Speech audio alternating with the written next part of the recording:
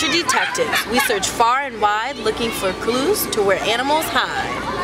Water! Ribbit, ribbit, ribbit, ribbit. A frog! Frogs love water. That's where they're found. Look, he said it fell to the ground. A bird! Look up! Birds fly in the sky, but some live on the farm. A rooster! He doesn't live in the farm, he lives by my auntie's house.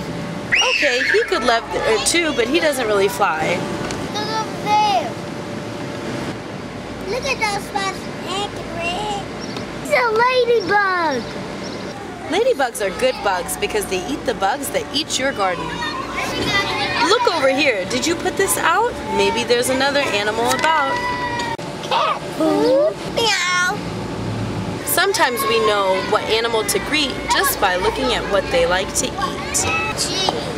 It must be a mouse. Looks like this animal's eating her snack. Squares like acorn, that's a face. Oh.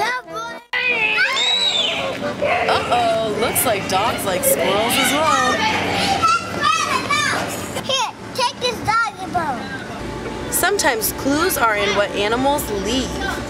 You mean like the web that spiders leave? Right, or like snails who leave trails in the night. Sometimes bugs don't leave the tree. Sometimes they give me a fright. But sometimes surprises can give us delight. That butterfly is about to take flight. There's clues everywhere.